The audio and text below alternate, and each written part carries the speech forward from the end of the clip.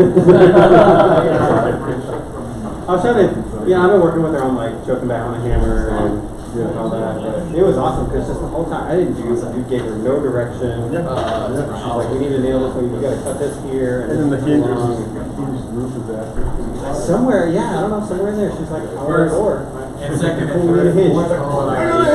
I got one of those. 7 minutes per hinge.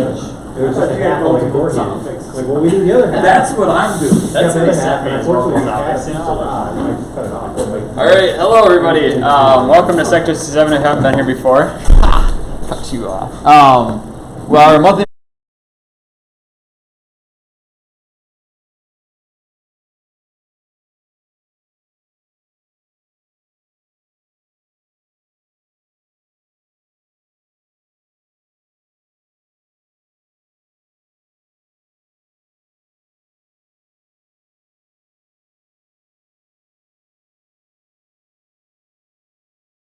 this laptop goes. Oh my god, look at that. Perfect. Take it away. Alright, so most of the time I talk about bike projects, but I'm interested in a few other things. I will start with a bike project, because since last month's meeting, I found a new bike, the red one up here for sale. This is a Velomobile. If you haven't seen one, there was an article on it in the paper on Saturday. They took pictures of my old one, interviewed me, and then the same day that they took the pictures of my old bike, I found this new one for sale in Milwaukee. So I bought it, and I've already sold the old one. So the one that's in the article is not the one that I'm riding, so maybe some area. Anyway, the nice thing about the new one, the old one was fiberglass, this one's all carbon fiber. The old one is 12 years old, this is 6 years old. A Velomobile. Depending who I'm explaining it to, I'll either tell a bicyclist that it's a bike with a body, I'll tell people in cars that it's a car with pedals. I use it like a car, and for most of the trips that most people make, single occupant, short distance, it's really just as good as a car. It's fairly fast compared to a bike. It's got half the wind resistance. It'll go twice the speed under the same conditions as a regular bike. Because it's got 1/8 as much wind resistance due to the streamlined body. Bicycle speeds still aren't that impressive. I average about 15 miles an hour in the city, and 10 miles an hour on the road. The other nice things about this one is that because it's 6 years newer, it's got much better lights. These are the marker lights. Has a high and a low beam, and bell and horn. All of that is built in. What the guy added here was a beacon on the back, so that because it's down low, this helps people see in traffic. And this is just an off-the-shelf bike component that he wanted on the back here.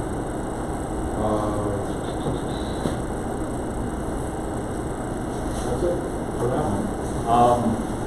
So I just upgraded my membership this morning to start to use all the tools in the shop here because we've got a couple of woodworking projects that. And if you're interested in finding out more about the Velomobile, you can find the article at Madison.com. It's under the column Know Your Madisonians. This is a big moment for me. I'm a Madisonian now. I was half Madisonian by birth, now I'm full Madisonian. If you want to know how to buy one of these, it's a little difficult. They're made in the Netherlands. They're expensive. They start at about $6,500 for base model. Options can, like electric motor and canopy, can run up to over $10,000 pretty easily. And then there's about $500 for shipping, and the waiting line is about 6 months to 2 years to get one built because they're high demand and low production. I was very fortunate to be able to just go buy this and ride it. One of the electronic projects I did this month that was really easy. I'm only presenting it here because it is so easy, and I was putting off doing it because I thought it was going to be difficult. I replaced the battery in my Mac laptop. It really is just as easy as buying the battery, buying the tools for about $100. taken out some screws, taken out the old one, putting the new one back in. I'm going to be doing another one at work. Anyway, I'm only talking about this because if you've got a Mac that's got a dead battery, do not hesitate to order the part. You can probably put it in yourself. If not, I'll be happy to show you how to do it. I'll show you everything I know, and that will take very short. So I've got, I happened upon some really good lumber. My mom has a little 3-acre forest lot in Monroe, and a couple of years ago we cut down a red oak and had the lumber milled, and so I'm going to make some bookshelves out of that. I don't know if I pass this around. This is red oak. It is pretty nice because it feels really solid. It has been curing for about 20 years. This is, don't always get the projects right away. Kind of bad that way. Anyway, I've got a lot of books and a small place to store them and kind of use my vertical space. This is my basic plan for the bookshelves. I haven't worked out all the details. Another tree range forest project that we've got going. This white pine was growing next to our house over by Olbert Park. We had to cut down and we had that lumber milled as well about 2 years ago. I'm not as far behind on that one yet. And there's what the lumber looks like from an 80-foot tree that was about 80 years old. This tree is kind of meaningful to me. This house is where my dad grew up. It was my grandparents' house from 1931 on. When I was a kid, I used to come visit here a lot. I remember that tree from that time. So I've got some history with it.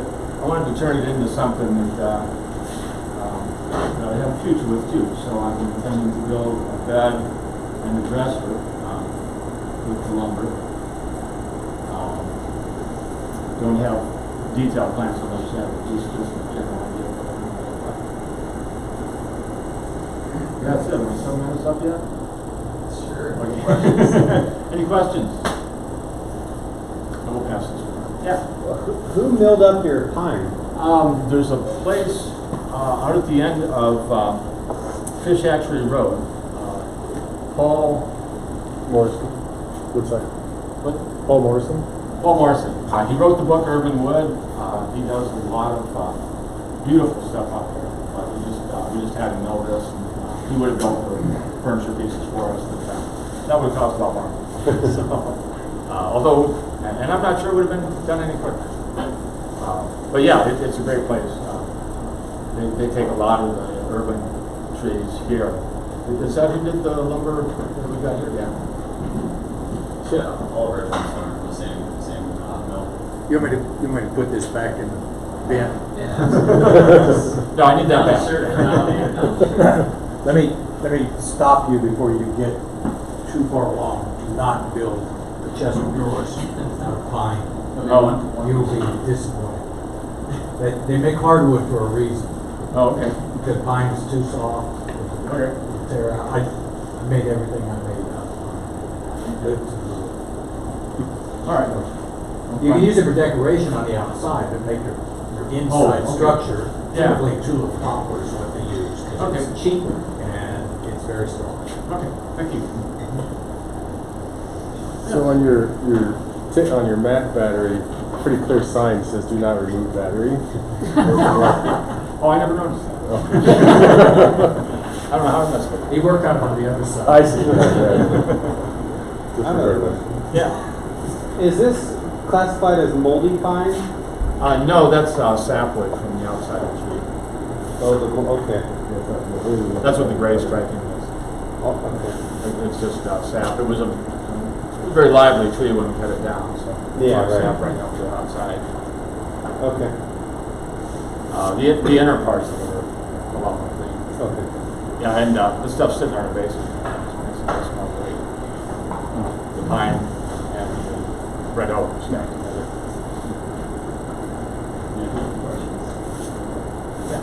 I remember your last presentation. You were saying that you would never put a streamer or a flag on the back of your wheelmobile because of drag.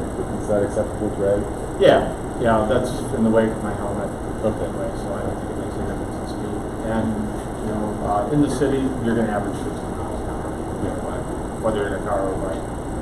So, yeah. Did you do anything to kill off any organisms in the woods? No. Should I?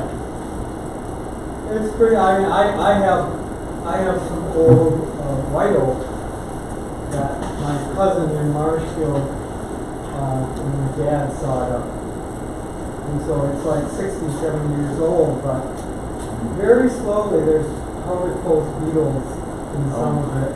You know, you get that little powder with around the hole or something. And it has to do with, normally they kill dry stuff to kill bugs. So you think those bugs were in it when it was cut down, not they found it after the fact? Well, it was in a garage, essentially. I mean, it's very common to see bugs in the bark. This has been dried. It has been killed out. But I think it's not from a bug. No, that's bark. Really? Yeah. Yeah. The red oak I know was dried in solar kiln, and the white pine I think was Bug's got a solar coat too. probably whatever it was. All right. Thanks, Nick. Thank you.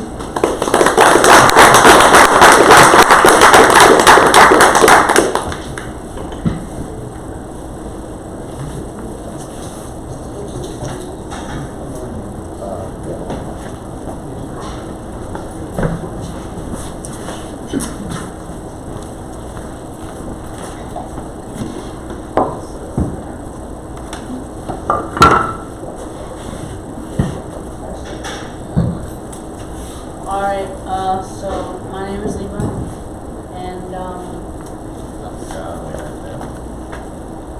when I was a little boy, I thought it would be very exciting to be a Lego designer when I grew up. And to this day, I still think that's pretty cool. So, when I was 11-ish, we came across a site called Lego Ideas, where creators, Lego designers, or just like people who like Legos can submit their designs, and if you get 10,000 supporters, it'll go into a review process, and Lego can consider making that an actual set. So we recently filmed a video showcasing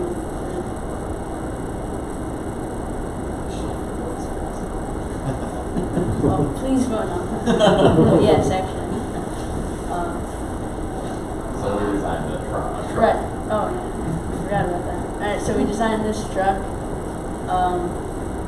about a year and a half ago. And so since then we've gotten 2,981 supporters, various videos and Facebook posts. I'm the social media campaign manager, so Facebook, YouTube, Instagram, and various Lego bloggers and influencers.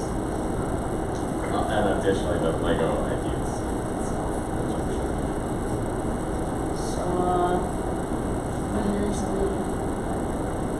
Yeah. Okay. There we go. Alright, so So you want to pass the truck around, or?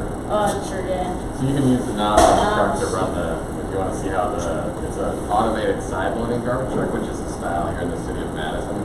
So afterwards, if you want to play around with it, it'll actually grab either one of these Lego style trash bins, or we designed a flip lid style garbage can as well. You'll see it in the videos there. So this is showcasing its playability. We have to do extensive testing with the truck. Right. Hi, Eva here at Madison Hackerspace, Sector 67, where we've just finished 3D printing version 18 of our Lego Ideas automated side loader garbage truck. We put the truck through extensive laboratory testing to ensure the functions work smoothly and are fun to play with.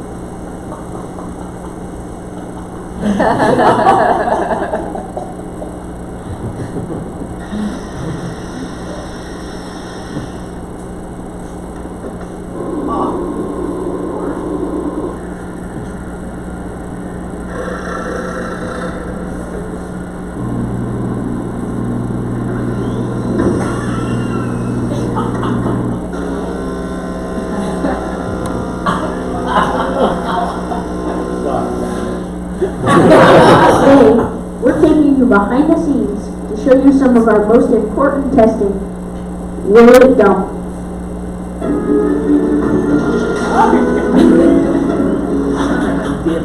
First, the classic flameless dump.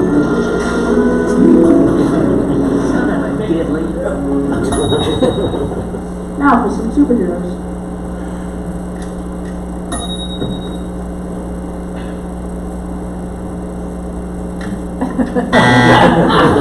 Lego Ideas Saturn V. And finally, a new garbage can with a flipping lid. Time for some field testing. Visit ideas.lego.com to help this project become a real Lego set. We need you to vote to help this project become a real Lego set.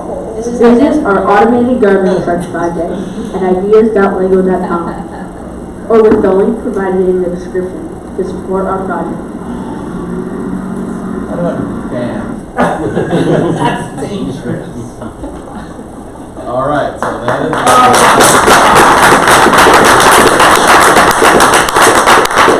So we just put that video public tonight. We're celebrating being a staff pick on the Lego Ideas site. So that happened just a little while back where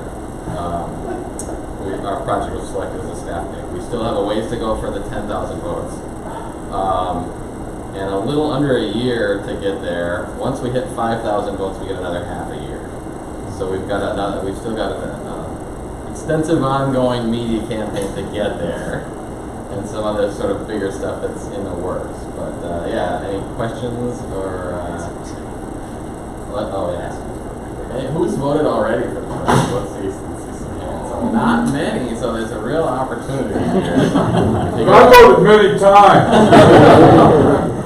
That could be 5,000. What we also did, we went down to Chicago for the Brick World show there, and we received an award. We had a little booth there where we were showing off the trucks and letting people play with them, and we were a nominee for Best Mechanical Project at Brick World, which was, many people go many years with projects and they aren't nominated, so we felt pretty proud about that. We met some, if you're in the Lego community, you might get but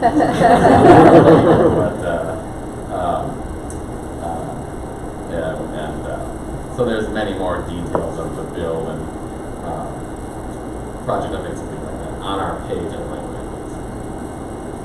So yeah, if we would certainly appreciate your vote.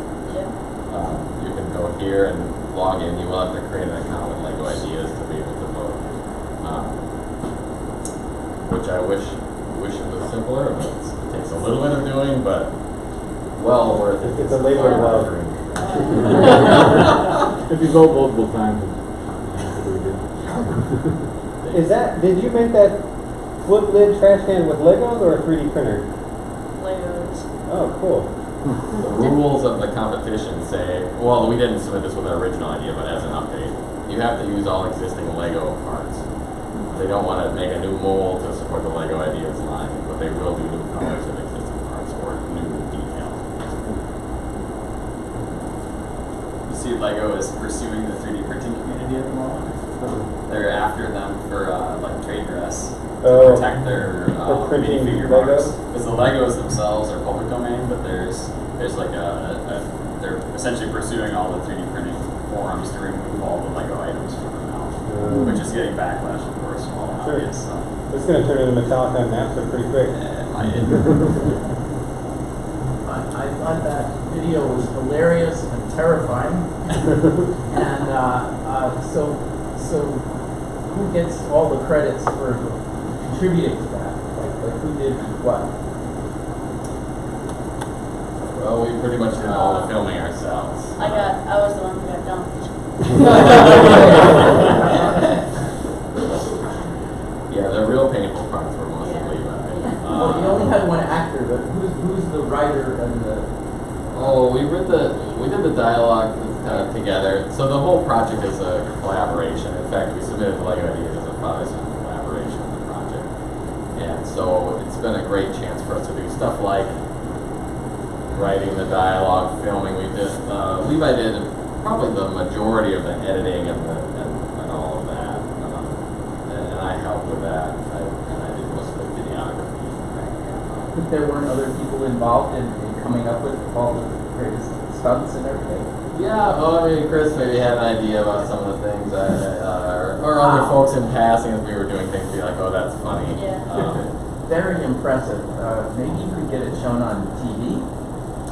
Yeah, maybe. It's fun. So now, after we've launched tonight, now comes the promotional campaign. So we'll reach out on Facebook and in the Lego community and Reddit, places like that, where we'll try to get people to see and support the project. Because this is miles beyond the last video that I saw that you guys did. Oh, well, I'm glad you think. Yeah.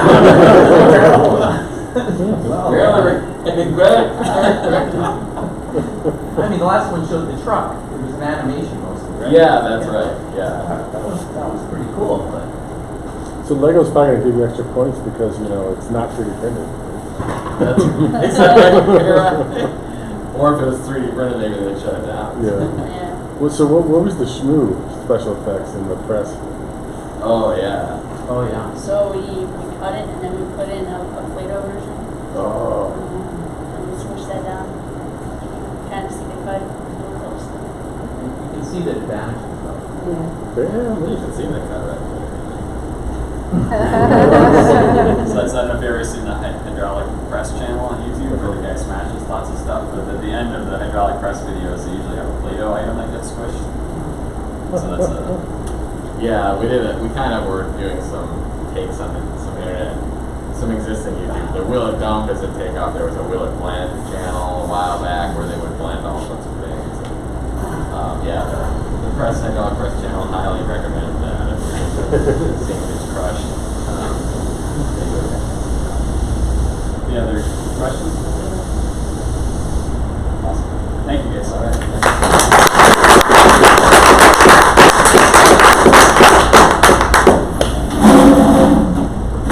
Heather, do you want to? Sure.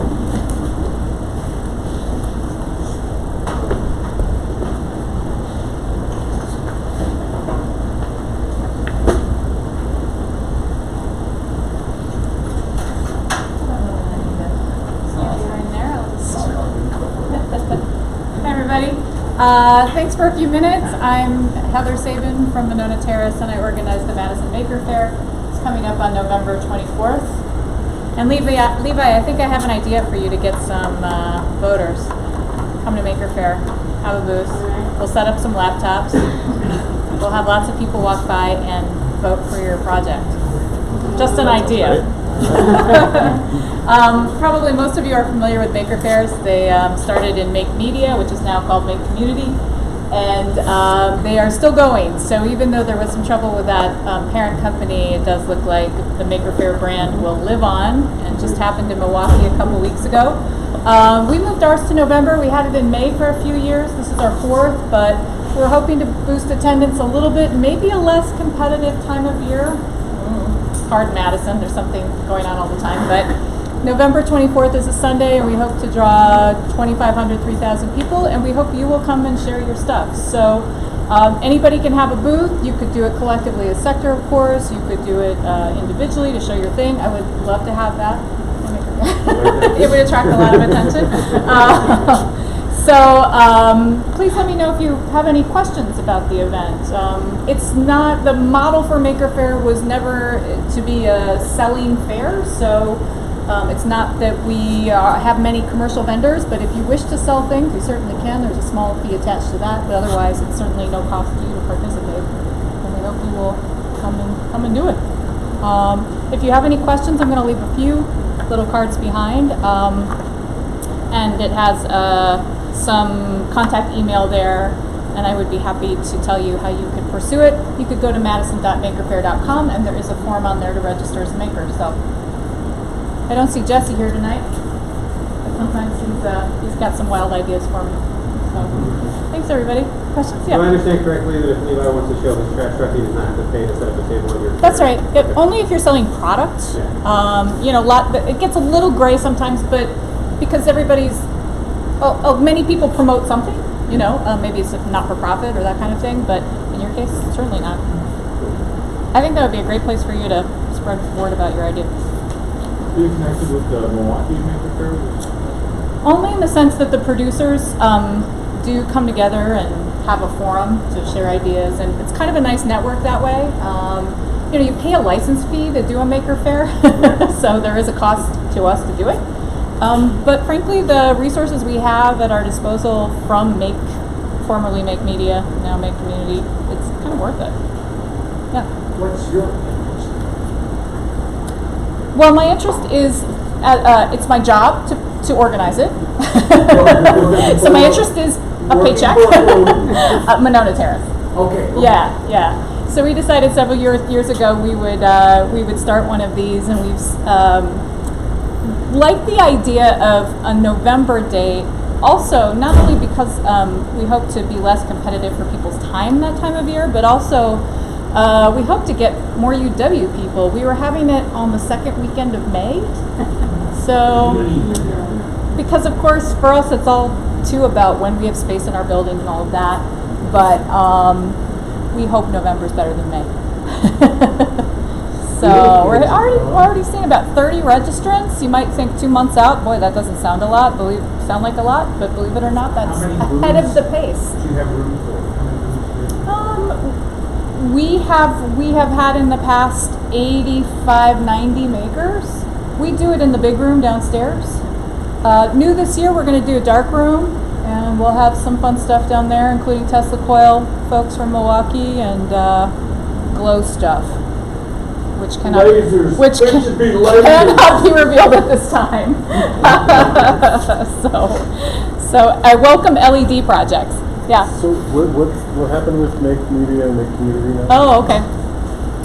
Well, basically, I learned in June, just reading a Tech Insider publication, that they had ceased operations and let go all their employees. So I think it was a financially solvent kind of situation. Yeah, so I know more backstory. Yeah, oh, please do. I know Dale a little bit, but so Dale already started Maker Media a while back. Basically, the goal was at the very beginning of the whole sort of Make movement, starting like 2008, 2010. The idea was to build a storefront, and Make Magazine obviously is the published side of it, and then they would do these maker fairs, and the objective of sort of combining all this stuff was to get an audience built and then sell and market to them, and that ran for a while. The problem was Dale took on VC money from California, from Silicon Valley. Basically, he was based out of the Valley, and a lot of people said you should take a lot of that investment money and grow a big company and make a startup out of this. So he did that. The problem is this financial model doesn't scale. It didn't scale anywhere. Traditional print media magazines don't go anywhere. Running a storefront was too competitive because they're competing against everybody online who's selling the same product. And as a result, that all came to a head relatively recently. They used to have a lot of staff, and they reduced it, and then it became obvious there's no way they were going to start to be able to make repayments to the VC backers that were paying for all of it. And at that point, they had to commit to bankruptcy in June. And they sort of rehashed Maker Fair itself as this Make Community, trying to maintain some of the branding and maintain some of the profitable side of it. Because Maker Fairs did okay, but everything else did terribly. And as a result, they sort of got an opportunity to rebrand their company. So it's mainly a really mistaken financing. They should have taken on a bunch of investment capital so they could make these things. Long story short. Well said. Maker Fairs happen all over the globe, and they'll carry on. Are you looking for volunteers? Davi, yes, we are. You've been a faithful one. Yeah, I had a great time volunteering. Oh, thank you. Once or twice.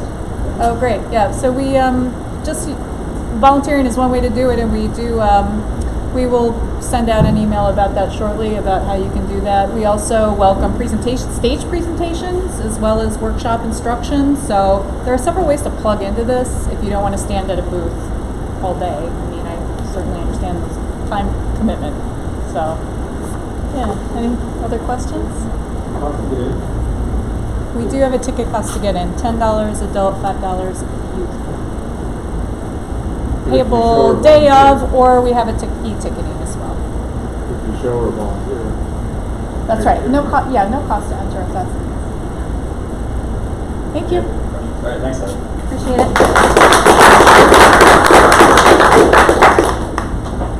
Nice, you're up.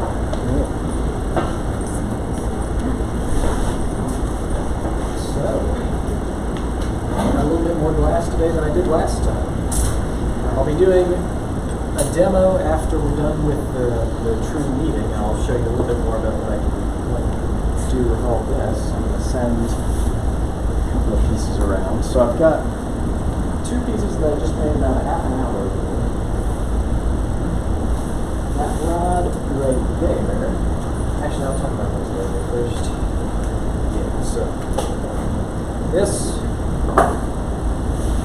is a pretty small torch, right? It's only a couple inches long. It's used for what we call lamp working, which is where you've got glass that is already made, right? It's already been drawn out into rod or tube or whatever you're using, and you can just heat it with the torch and shape it there. This is as opposed to, say, working in a hot shop where you would make your batches of glass and just from whatever ingredients, whatever like the silica powder and soda ash sort of deal to get your own batch, and then you can color it however you want it. Lamp working, just buy it usually. What I've got here is borosilicate, and that's separate from the soft glass that you usually use for art, in that borosilicate's a lot harder to break through thermal shock. It's got COE of 33, whereas soft glass usually is around 96, 97. And so what that means is that it expands under heat about 1/3 as much as the soft glass does. And so if you've got like a glass baking dish, something like that, chances are that's borosilicate, that's not going to be soft glass, because if you're putting it in an oven, taking it out of an oven cool, you want it to be as resistant to thermal shock as you can make it. And so there are a handful of techniques that are fairly ubiquitous. You've got, like, you can get a gather of rod where you just heat up the end and draw it back down, and then you've got this big lump of glass on the end. And you can shape that, you can move that into a sphere, you can use forceps or another piece of glass to shape it into some sort of base form, and then just keep on adding or subtracting glass as you need to get the details. I've sent around an example of tubing with just a little bubble blown on the end of it. And that's just same idea. You heat up the end of it and gather it down to this big just lump of glass with a little bit of air in it. Then you give a few puffs of air into it. And if you do it right, you get a nice round bubble like that. It's not as easy as you'd think. It takes a lot of practice to get a nice round bubble. I mentioned you can get different colors, right? I've got a lot of clear here because I have that. Some of it's left over from scientific stuff. Some of it I bought just to replace what I already used. You can buy color. The rod I'm sending around with that sort of colored end on it, it's clear glass, but that's the result of what's called fusing. It's another technique where you can take a metal, in this case I've got silver wire here, and fuming is just where you've got your glass held into the flame, you take the wire, you just stick it right at the base, right where the flame is hottest, and you'll vaporize the metal, and that vaporized, in this case silver, will coat the glass and it'll give you sort of an iridescent color. You can do it with silver, and gold are the most common. Gold is a little bit less common because it's a lot more expensive. And that's another way to get a different kind of color into your work. The tools for it, I've just got like everyday pairs of tweezers. Nothing special about these really. You can get like a $3 set of little metal tweezers. They'll work just fine. A little bit less easy to get a hold of are like graphite pieces. That's just a graphite block there. And you can use that to press your piece's shape and press down, get a nice surface you can get some resistance with. And then you've got molds, which are usually a lot harder to get a hold of, these graphite molds. That I just sent around is called a bump style marble mold. And I'll be using that after the meeting. I'll make a what's called a twist marble. And is it twist marbles and like shoot marbles when we were kids? Yeah. Cool. And the technique for the marble mold is really very simple in execution. You just get a big gather of glass, big lump of glass on the end of the rod, and then you just put it down into the mold and spin the glass, and it will make a nice marble shape. The bump style mold is really nice because it practically makes it for you. It's a lot better than just having a hemisphere cut out of the graphic. And as far as getting into this yourself, there's a couple of pieces of equipment that are kind of absolutely necessary. Obviously your torch, you need one of those. Generally speaking, you'll want eye protection too, both to avoid chips of glass if they end up flying around, but also because, see how these are very dark colored? Go ahead and show that. Give you an idea of what we're talking about. So the procedure for turning on the torch, turn on the gas first, and then the oxygen. And you can wiggle it around as much as you need to get flame. So that's a nice hot flame right there. But if I take this rod here, see that really bright orange flame? That's called a sodium flare. And that's the result of this. The full name of boro is sodium borosilicate. That's the compound in here. And so that orange flare right there is the sodium flare from burning off the sodium in that sodium borosilicate. The reason you want these glasses is because when you've got them on, you don't see the sodium flare. These lenses specifically block out the wavelength of the sodium flare. And so it makes it a lot easier, as opposed to impossible, to see what you're doing in the flame. And so you need torch and glasses at the very least. And so generally speaking, those will be fairly pricey, but not awful. Usually glasses, they're called didinium glasses. A good pair will probably cost you about $100. Torch, depending on how old it is, depending on what condition it's in, so you never really know what the cost might be. A nice new one, probably another $100. So probably $200 for torch and glasses. You need access to gas and oxygen usually. If you're using soft glass as opposed to boro, you might be able to get away with just using propane and air, not oxygen, because that'll burn a lot cooler, but soft glass melts a lot sooner than the boro too. So there's that to consider. As far as like barriers to entry skill-wise, there isn't any. You can just start playing with it whenever you want, really. There's no set point beyond which you can't just turn on a torch and see what you can get.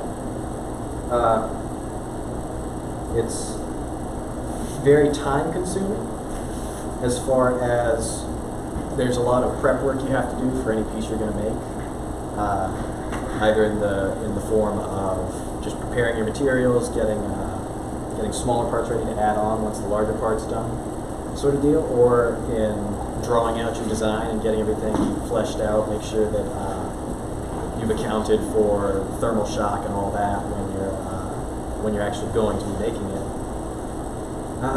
Once you've made a piece, whatever that may be, generally speaking, you'll want to put it in a annealing kiln.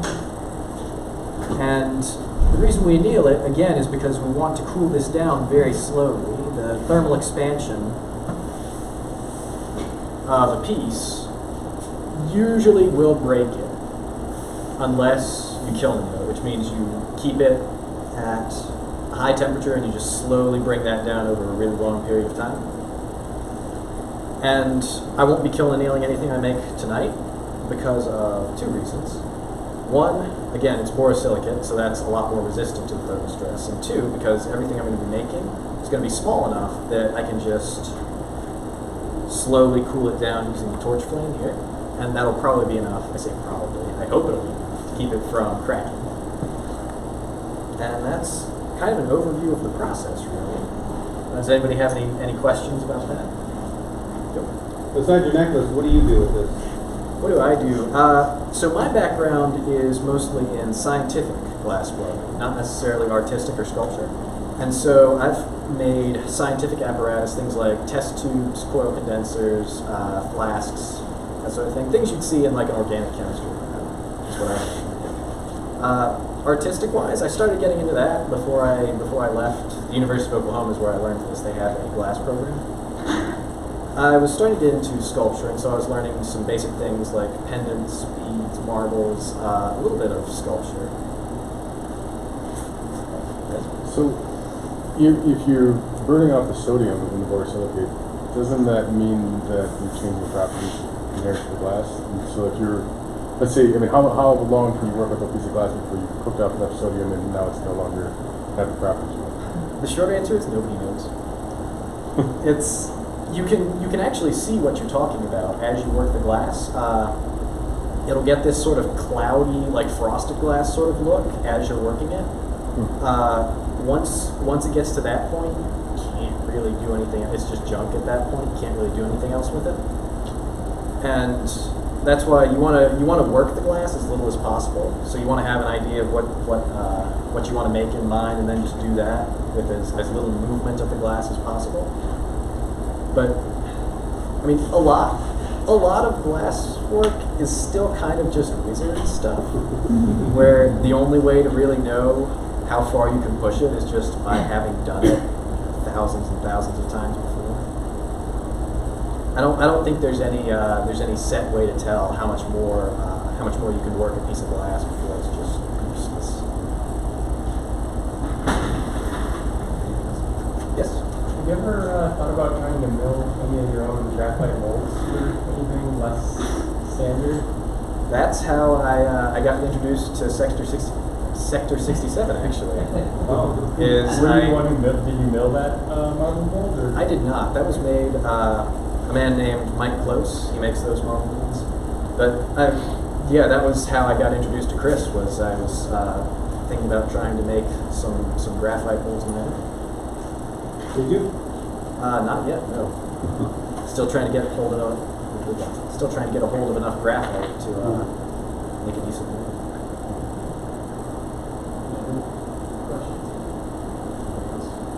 So you'll stick around afterwards, basically, and give people a demo if they're interested.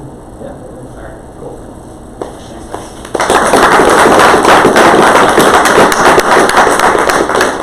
So I don't think anybody else can do that. If there's time, I can have a quick one. So I always ask.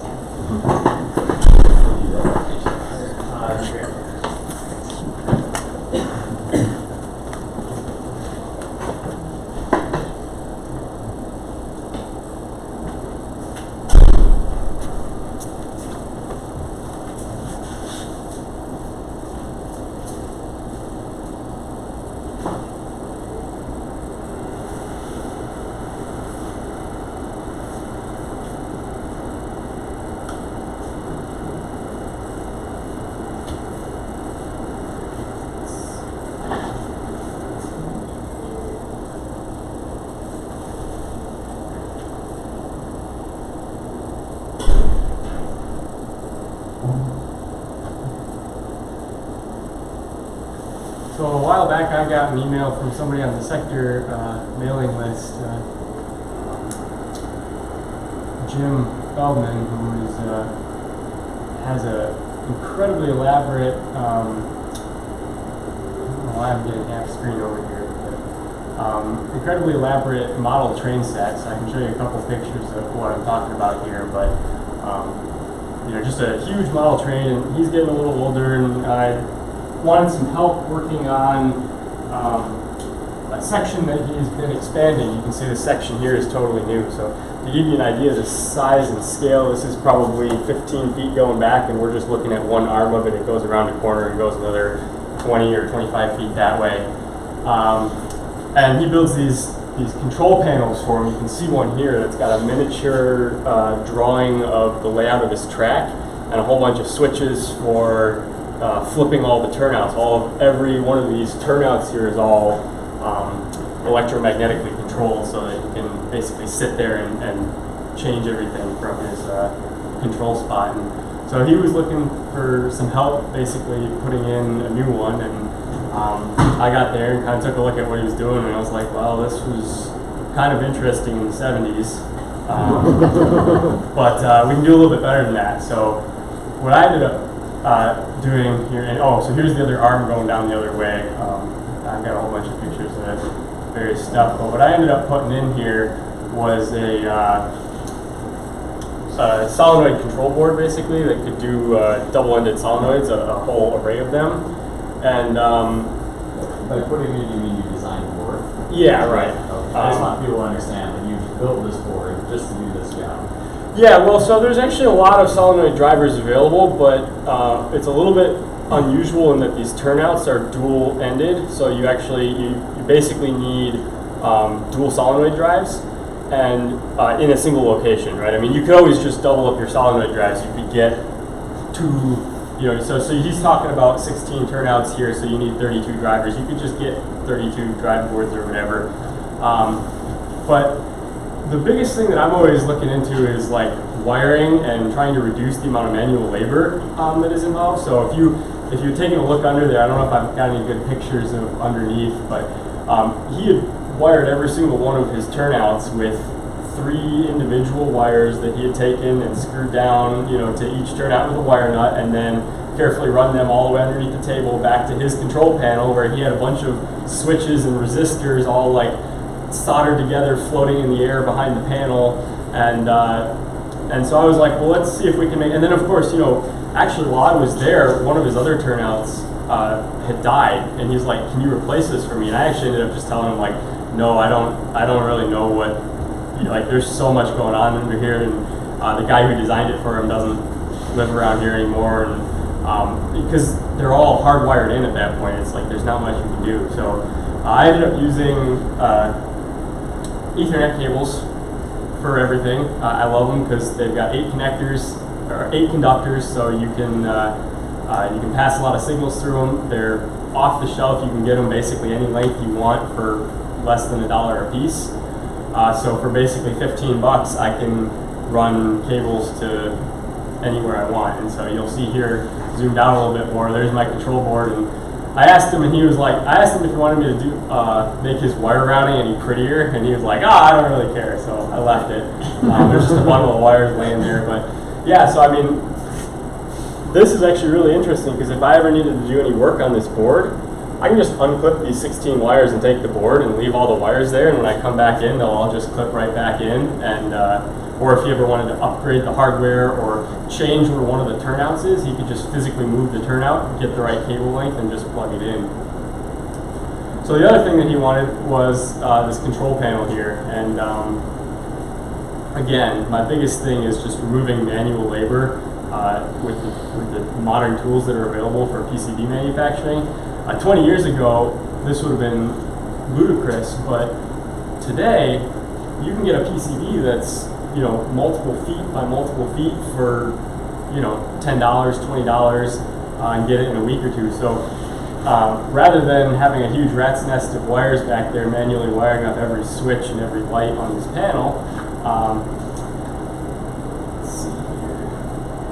Yeah, I just went ahead and got a PCB fabricated, and I can just solder all the switches and all the lights right into it, and then laser cut a piece of acrylic that drops right on the front of it, and it's all done. And, you don't have any. There's no wires in the panel at all. And you'll notice there's another Ethernet cable coming out of that. That takes all the comms down to the main board.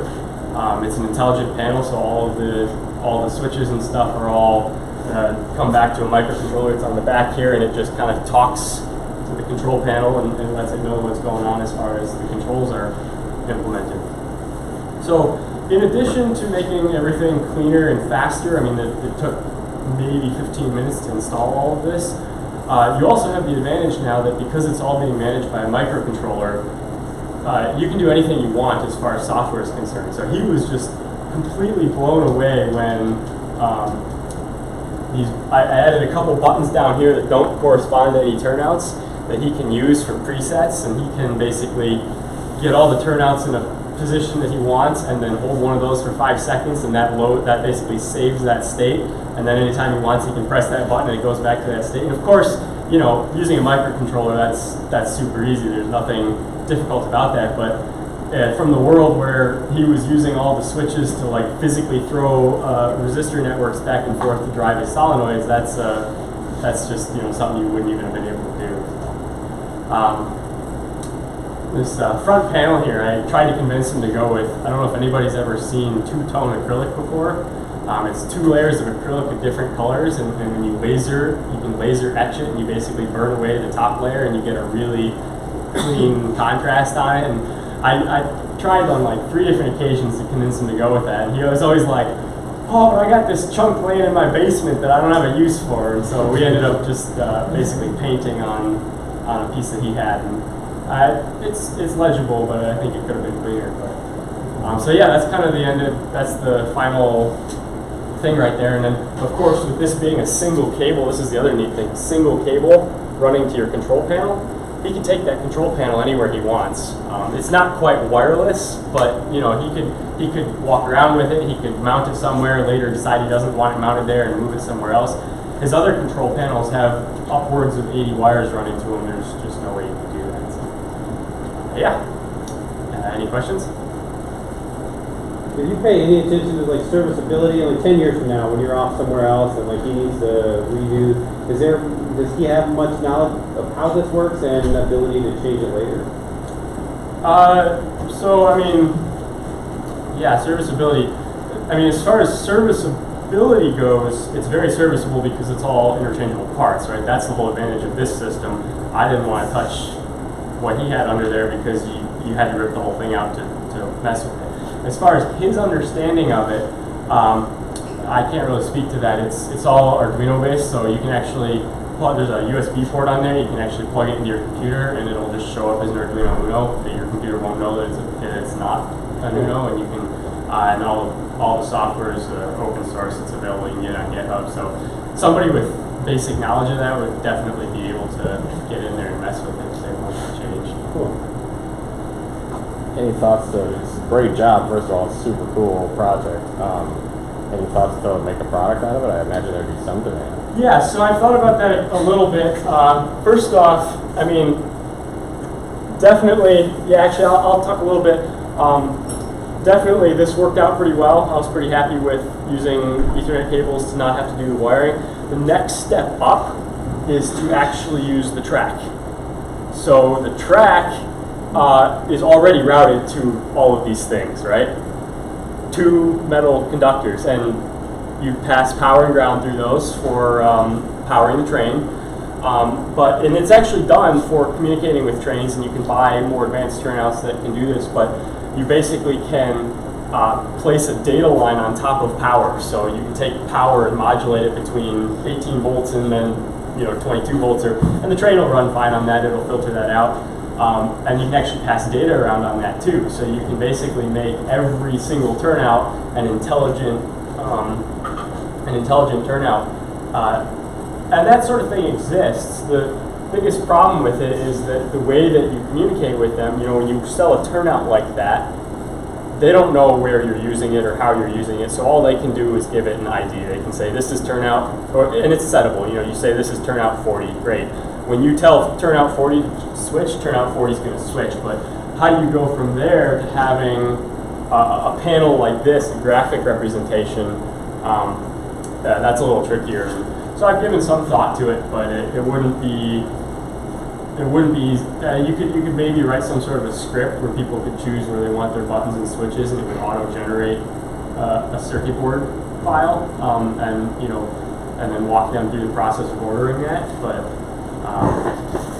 this particular circuit board is only valid for this particular layout.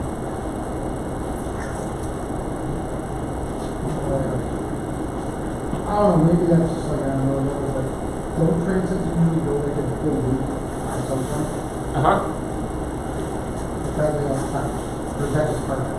Yeah, so this is just part of so I was only doing the control system for the new section, which I believe is 15 turnouts.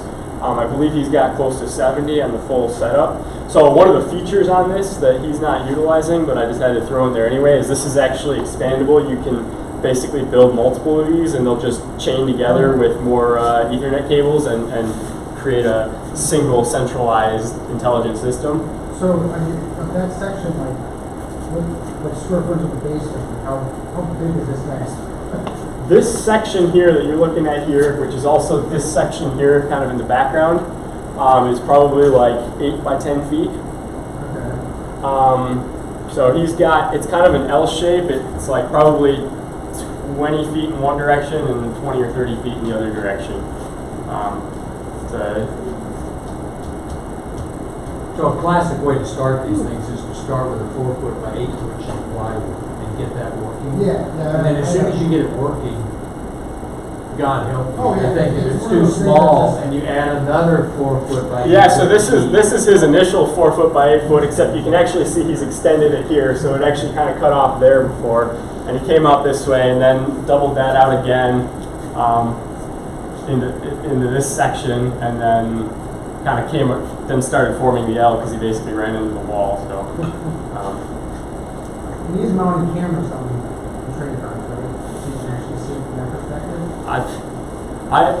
So I told him he had a question about like tracking his trains and knowing where they were on the track and stuff. And, Well, I thought the lights on the board. well, that'll just track where the turnouts are set to. Okay. But physically where a train is on the track, I mean, is it like a whole control room to... no, he just kind of stands in the middle, and he's got the 3 different control boards that he can control the turnouts from. So he's just kind of looking at things.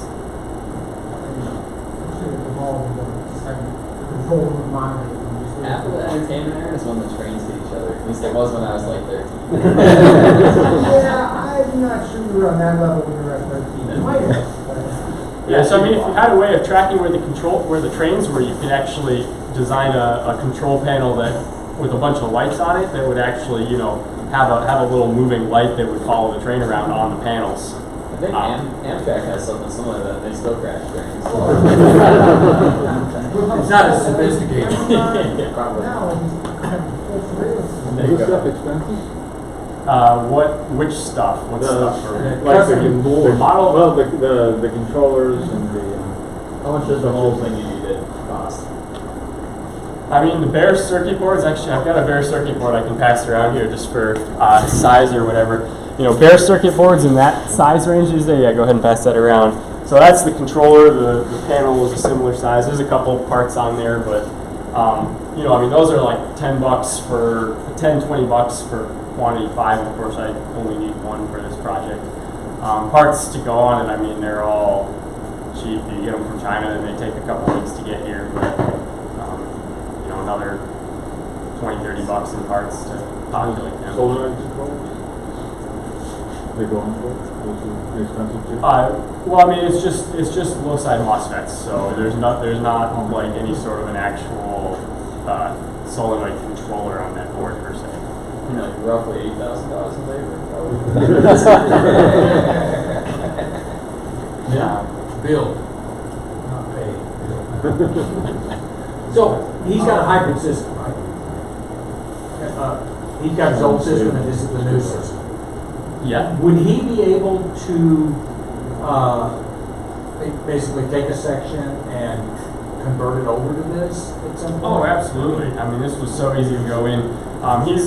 So I ended up actually doing the installation itself. I went to his house and put it in. He's getting a little older and getting down on his knees and working on things is a little trickier. So, and because he had already done, he had done 2 of these the old-fashioned way, and then kind of decided that he wasn't going to be able to do that when I got brought in, and you know, just ripping those 2 out, and he was just like, oh, you know, the number of hours that it took him down on the floor to put the wiring in for those 2, and to see me just go in there and yank it out because I was like, I don't need this. So I don't think that he's really looking to upgrade. They work well enough for him, but yeah, I mean, definitely, it's way faster to put in. It'd take them longer to rip everything out than to put new stuff in. Did you get any cred for this with other railroaders who, like by word of mouth, is your name on some list or something? Also, you need to leave him a Sector 67 card.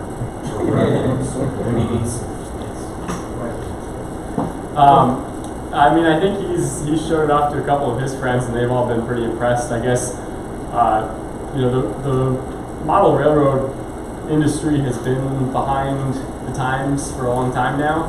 So, you know, a lot of the railroads have, like I was talking about, data over the track to control, so you can control the trains centrally. But that's kind of like, that was the new thing, you know, 10 or 15 years ago. So as far as like custom control panels go, just having that functionality on those buttons to do presets, apparently everybody he's shown those to has been blown away. And of course that's, you know, very, very simple once you've got a microcontroller on there. Who do you use, or what board house did you use rather for this project? These ones would have been JLC. They usually do better with large boards. But there's, I didn't know. I was like $10 for 5 with something. Well, they're 2 layers. They're both 2-layer boards, and I mean, there's no reason for them not to be. There's nothing about this project that is at all sensitive, nor is there any part of this that needs to be small. I mean, when I told him I was using off-the-shelf cables, the first thing he wanted to know is, are they big enough I can grab them with my hand? And of course, I was like, I'm not trying to make this small. We're going with the biggest things I can find. So, yeah, for 2-layer boards, I mean, you know, you're basically just paying for FR4 and shipping. Is it a panelized manufacturer? No, those were individually routed. Oh, cool. Yeah, and that's for like quantity 5 or so. Yeah, no, I mean, the price for PCB manufacturing has gone off a cliff in the last 10 years and then gone off a second one in the last 5 years. You know, places like Osh Park that try to make it affordable to hobbyists by selling it to you by the square inch, or I don't know how they get business anymore. I mean, something like this would have been $500 through them. I get an email about once every 2 months of different board houses who all want to link on our blog. And they will give us a free coupon for PCB assembly. So you get an assembled board, 10 of them for free from them, just if you put a link on your website, because they're all trying for business. Oh, well, I should say, I mean, I assembled these by hand because I didn't want to wait a couple months for them, and also there were a couple unknowns when I ordered the boards, but PCB assembly has also gone off a cliff. I mean, they'll do quantity less than 5 for less than $10 a board for assembly. I mean, it's crazy. What's the easiest entry-level design software you use for the PCB?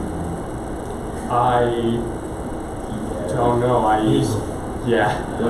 Ego costs money. KiCad or KiCad is free. Ego suits it well. Oh, maybe yeah. not to you, David, but to an average person with you know, morals. No, my project stopped when I hit the edge of the green board. I just set it aside until they increased it, and they never had. So EgoCAD costs money. It's owned by AutoCAD now, I think. But they limit you on board size for the hobby version, and then you have to pay to unlock the full version. There's an open source version that's actually really good now. What is it? It's KiCad or KiCad, depending on the pronunciation you want to use, but it's KIC. Historically, it was horribly buggy, but I also have heard that they've gotten a lot better in like, especially in like the last 3 years even. Yeah, so CERN is using them to design a lot of the control hardware for their particle accelerators now. So they're throwing like boatloads of money into developing EPAD. Excellent. Yeah, it's really gotten like there's libraries and stuff. I will say I have seen a surprisingly large number of sophisticated scientific research groups who designed their own boards when they had no need to because they could have bought an off-the-shelf one to do the same task. And you look at their board designs and you're like, a fourth grader could have done this. I don't know why, but it seems like all of the scientific research communities want to design their own PCBs and have no idea how to do it. It's because they got cheap and then we also Yeah, well. Last question, Sean. So you on your control panel, you laser cut out the holes for the buttons, I imagine, or CNC them. Is there a clean interface between the KiCad or the Eagle program you use that can give you a DXF of the size buttons that you're using, so you can just basically draw the, or, you know, lay out your board and then take that same file and Oh yeah, I mean, so in the program that I use, when you set up your decals, basically your footprints for your parts, you can set up an extra layer where you draw the circle that you want cut out, and then you can just export that layer as another CAM layer, another Gerber layer basically. And my software actually can save Gerbers out as PDFs too, so I can basically save that right out and run it on the laser. It's literally save as, print, and the laser's cut. The other interesting one now is you can 3D print circuit boards, like not an actual PCB, but a model of it. So it'll bring in all the 3D data of all the pieces that you use, and then you can print off a physical form factor to make sure it'll fit whatever case you're trying to use. So I gave it a talk, this was years back, but basically 3D printed an enclosure, 3D printed a board, made sure everything would fit together, routed the PCB, and put all the parts on it, and you can see like this is what it rendered like, this is what it would cut out as. This stuff is pretty cool. Yeah, see, I believe that all mechanical engineers should look up to the electrical engineers, so if the board doesn't fit, the holes are in the wrong spot. I knew it was coming. We can't have a friendly discussion. On that note, thank you, Kyle.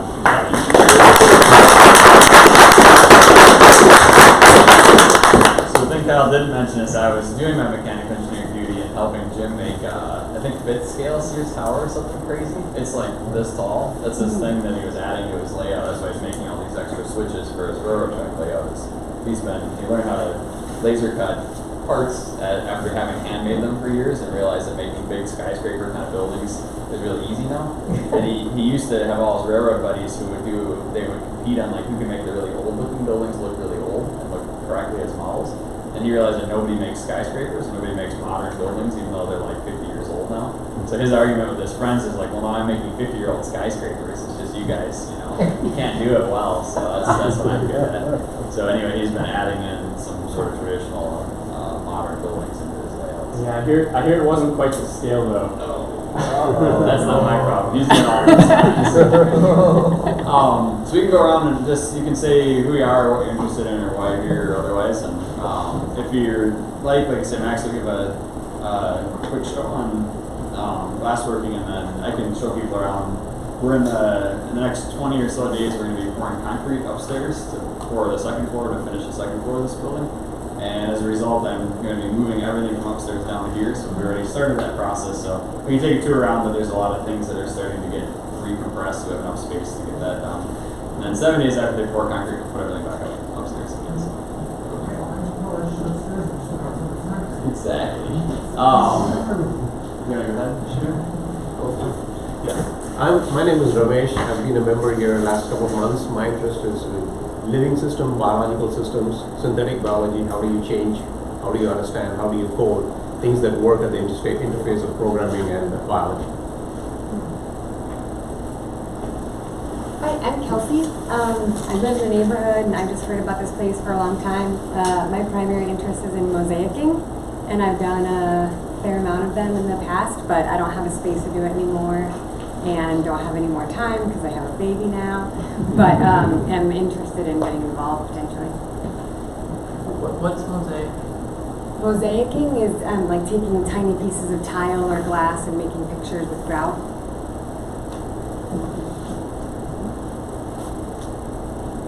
My name's Nick. I'm interested in a lot of things, as you've seen, planes, bikes. I get paid for working in solar energy. I'm a solar energy consultant.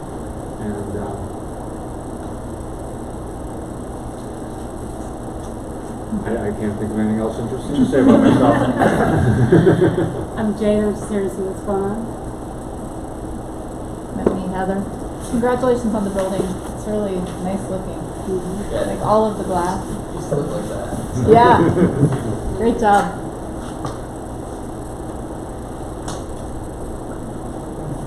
I'm Steve Mayer. I'm Kyle's dad. Came because he was presenting tonight, but I've heard a lot about what goes on here in presentation, so I was just kind of interested in it all. I'm Kim. Guess what? And I have heard a lot about Sector 67 and have been wanting to come to these Tuesday nights. I'm David. I am interested in mapping of all sorts, but I built a machine and carved maps. I'm Joseph, his grandson. I'm John. I just started a business here doing custom-made assistive and adaptive equipment for the disabled community. Sean, mostly helping the Eastside Robotics Club build a robot for First Tech Challenge this year. And off to a good start. A couple weeks in, we have a running functional robot, which is far ahead of the best we've done yet. Last year we were test driving the day before the competition. So. But you can keep working on it till you break it. Oh yeah, they're breaking, yeah. But they're fixing. I'm Max. I'm a chemical engineer by training and a glass builder too. Layla, and I like some Legos. Scott, I'm a member here. We've got a couple of projects. I'm helping to peck away at the bigger CNC wood router machine. My interest there is the kind of the software to hardware interface machine control systems. And then my older son, Luke, and I are building an installation drawing machine to split officers. I'm Davey. Most of my time spent in this building is turning Chris's trash into actual money, which is working out pretty well. By that I mean I've been scrapping out all the old junk upstairs for the tune of hundreds and hundreds of dollars. We've made a couple $3,000 so far. So. You got rid of it too. Yeah. I'm Dobby. I'm making known around here for knitting machine software, and I like to play Go. I'm Kyle. Electrical engineering.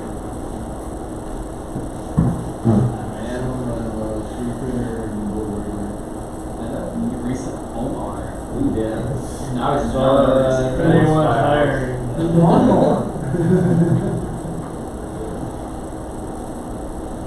I'm Aaron. Member here for a while. 3D printing, painting, costume stuff. So. Did you take the hardware out of your arm and put it on? Is that? Yeah, you gotta recreate it. Aaron broke his What's the point of elbow. getting it back if you're not gonna put it make a model? So. Selling slightly used bone plates. I'm Mark. My goal is to combine my new level of processing with my level of washing dishes. So we're working on this. The idea would be was just put in my head yesterday that this might finally be the project to a system that would use processing, which is this great, free, expanding, I guess not expanding, it's been around a while, but over time people kind of talk in my ear about processing over and over again. And I see it's now got this viable community, so I got a chance to use it for work. But I think it could also tell whether the dishes are clean. First doing image analysis, taking pictures and trying to figure out what's in the frames, whether it's useful or not. Wait, there's a point where the dishes are clean. Yeah. I don't see the point. Does it count the cracks in the plates?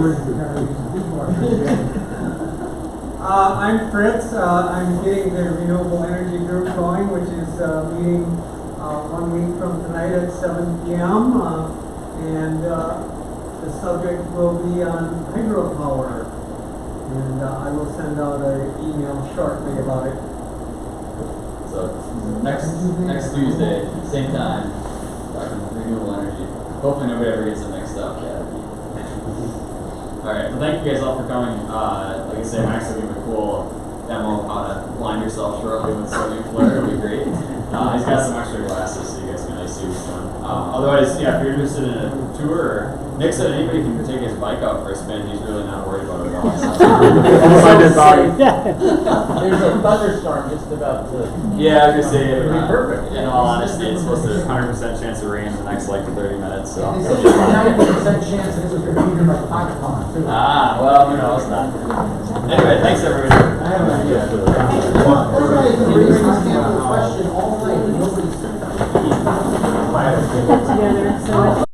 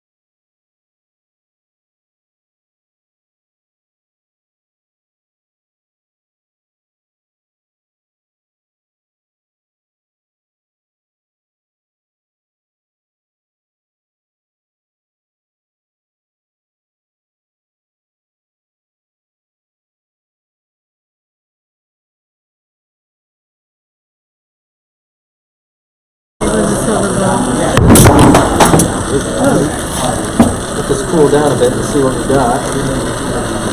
I may have to do it again, depending on how well it took. The problem is you can't really see colors in glass when it's hot. It's just orange. Everything is orange.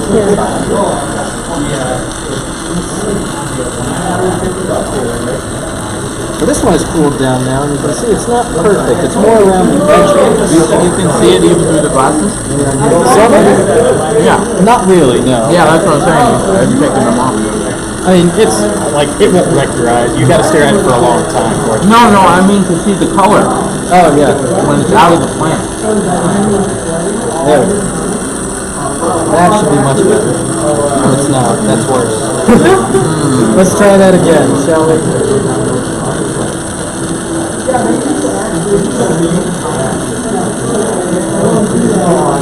Alright, this time it'll work, I promise.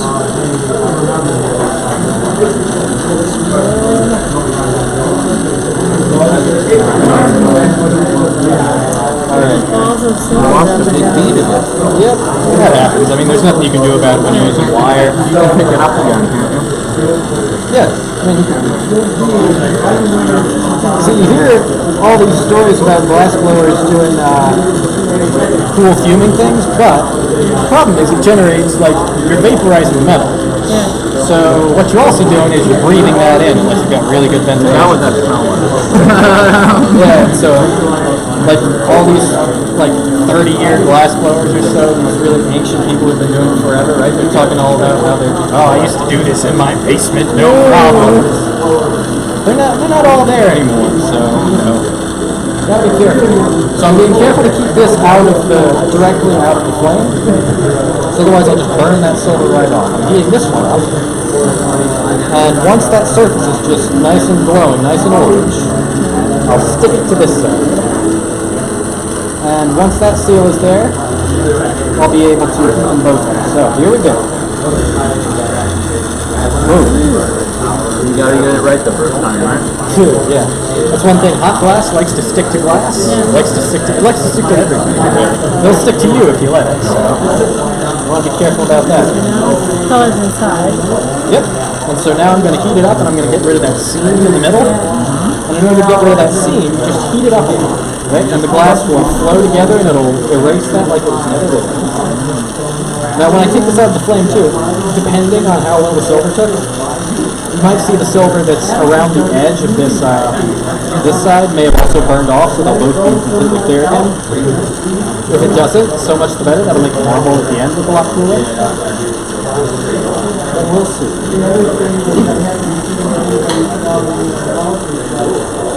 Starting to seal together.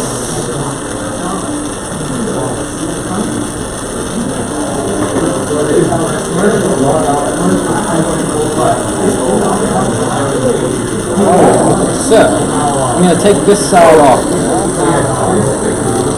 So I'm going to wait for this to cool a bit so it doesn't flare so much.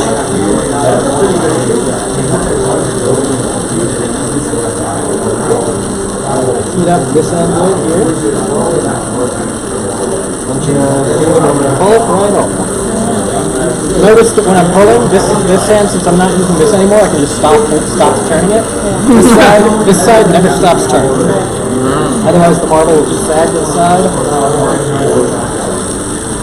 So you've got a little bit of extra glass left over from that rod there. I'm going to pull that off. And when it's really hot like that, it's about the consistency of honey. Of like really thick honey. And so it's not hard to just pull right off.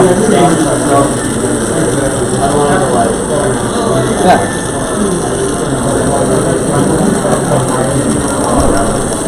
See how it's sticking right now? Yeah. So when it cools down some more, the metal, which has a different coefficient of expansion from the glass, right? I can just tap this a few times and it'll pop right off. Really? It's not happening completely enclosed. Nope. There we go. So you can actually, you can seal glass to metal. It takes what's called a graded seal to do it. And that graded seal, like the metal and the glass have different coefficients of expansion. So what you do is you take different types of glass, which have coefficients of expansion Closer to close metal. to, yeah, and so you just keep on going close to glass, keep on stepping down until you've got like several layers of glass and seal it to the metal. And graded seals are really impressive. If you ever see them, ever happen to see one. So now I'm going to start using this mold. The key with the bump style mold that I've got right here is that you want to pick a marble size slightly smaller than the amount of glass you've got here. And so then, just put it in this mold here and you'll turn it. Without putting your hand in the flame. Yeah, that's how we try it. Don't always succeed. Well, it is impressive how close your hand is to the flame. Well, right about here, It's not that hot? it's not. Amazing. Because, again, There's a lot of velocity there. out in front of it, that's where the real heat is. Yeah. What are the two fuels are burning then? Is it oxygen and... Oxygen and propane. And so that can get you about to, I think, 3,500 easily. And that's much higher than the softening point of the oil. So we don't have an issue like that. How much is one of those tanks of oxygen? I'm going to be perfectly honest with you, I don't know. Oh, you don't have one at home? I don't. So you work here. I learned glass blowing at the University of Oklahoma. And so they had a glass blowing lab. Sure. I just worked there. So I never had to do any of the materials buying or anything like that.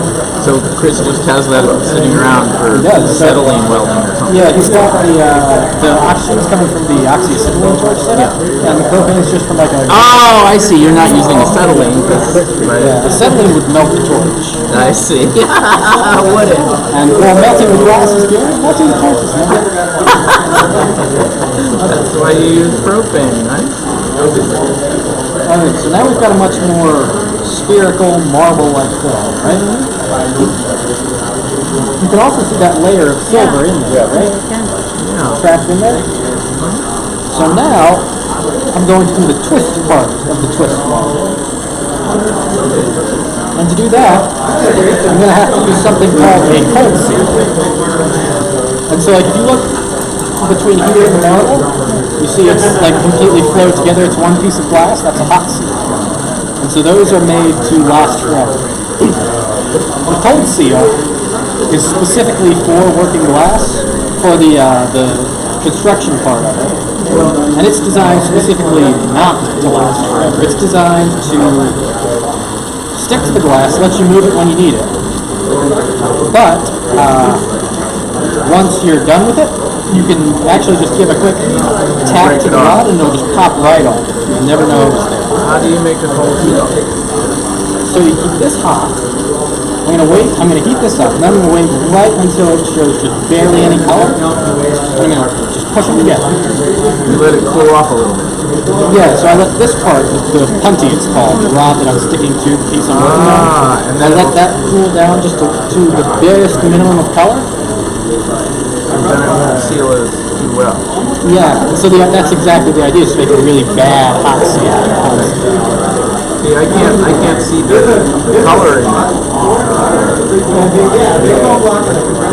And the best way to get the heat of the glass is from the color. And that's so you can cut off the other side. Yeah. Oh, are you making a marble? I am. Oh. And so you see I've got two halves of it right now. You've got the silver half and the normal half. That's another thing. You will burn yourself doing this. There's no way around it. It just will happen. You got to make your peace with it. So I've got this little tail right there I'm going to pull off.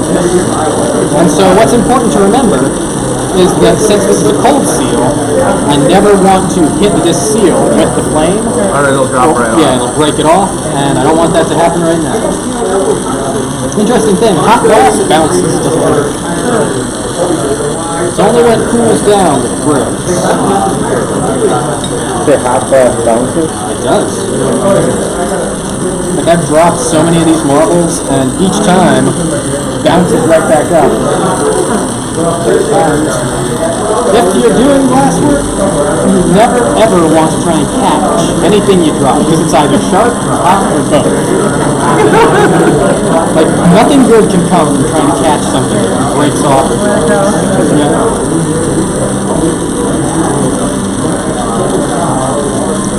So we are going to pull the last nipple up. So glass just naturally wants to be spherical because that's the smallest surface area or whatever. So you're getting into the very specific materials engineering, right? So there's a certain amount of free energy associated with each shape, and the lowest free energy comes from the sphere. It's like you said, lowest surface area to volume ratio. The more surface something has, the more it will naturally just... Yep. And so, theoretically, you could make a marble doing nothing but just turning it into flame. You wouldn't even need a mold. I am not that good. So I will be using molds, probably.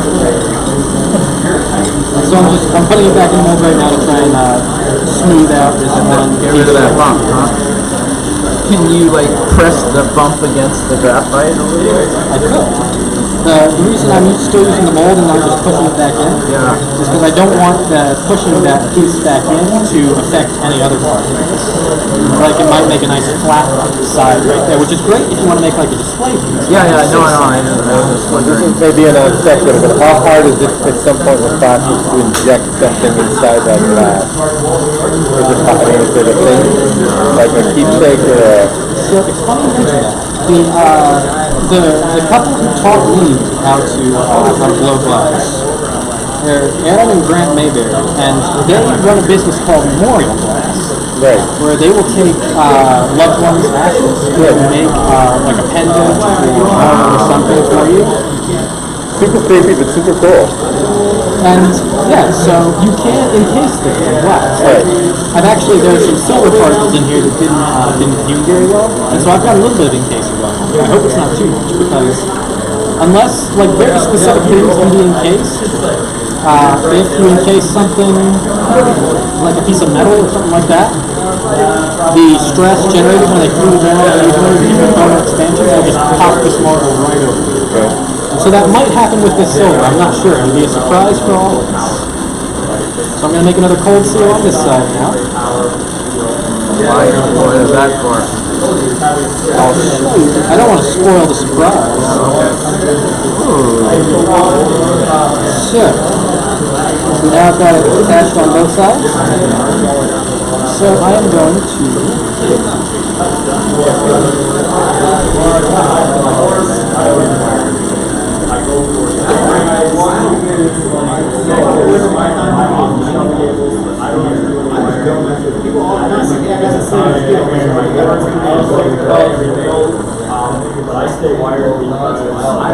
I'm going to make the flame a bit smaller because I want to hit the marble, but I don't want to hit those seals on either side of it.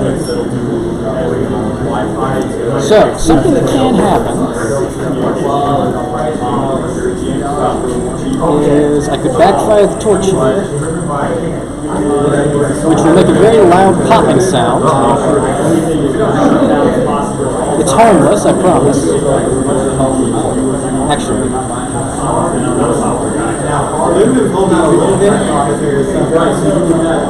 I'm just going to switch to a different tip, I think.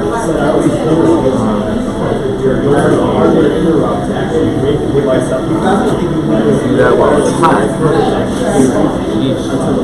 So, I'm going to do this quickly so this doesn't cool down. No, you need it's a wrench.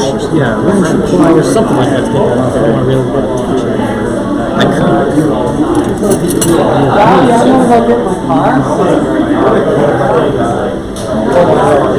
That's so good. If it weren't for the fact that I would have every time the line sitting behind me, I'm like, what are you going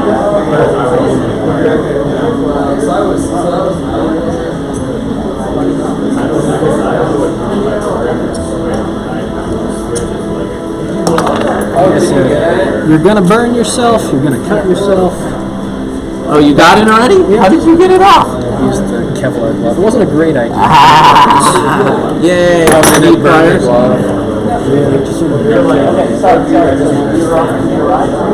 You're really rapping. So this is a 3 tip.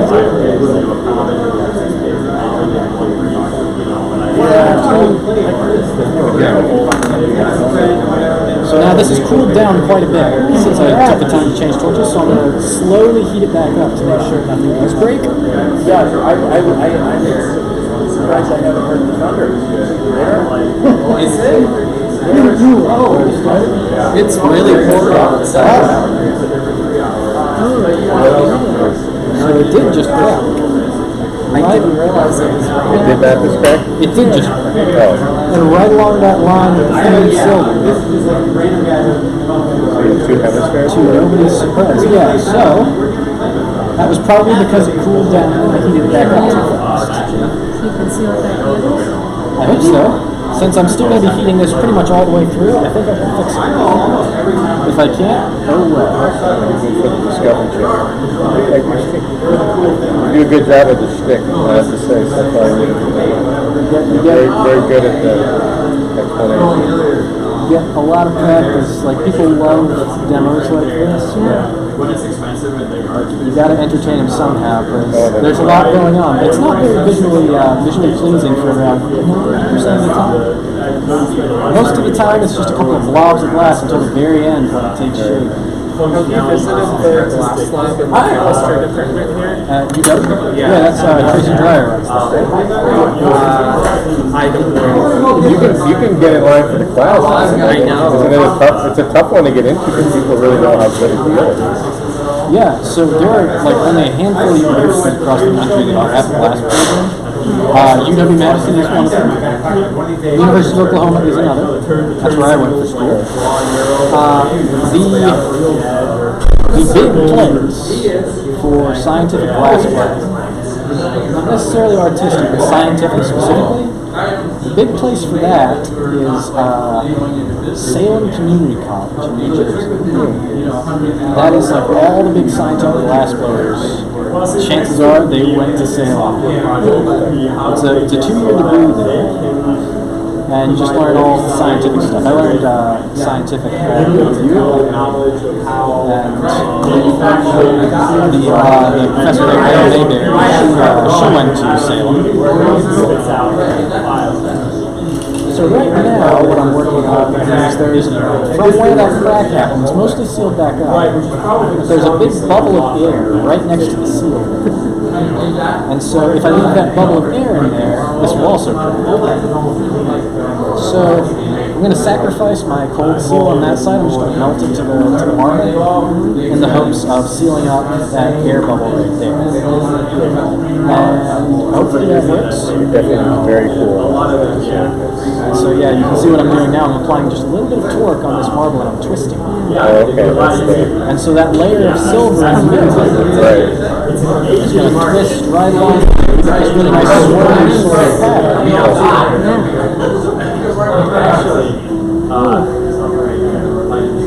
Just keep on going. So that's why I took the smaller tip. Because I didn't want to just be spinning the really thin ones. I wanted to be spinning the whole body of the marble. So I've been heating that very pointedly. So just keep on going.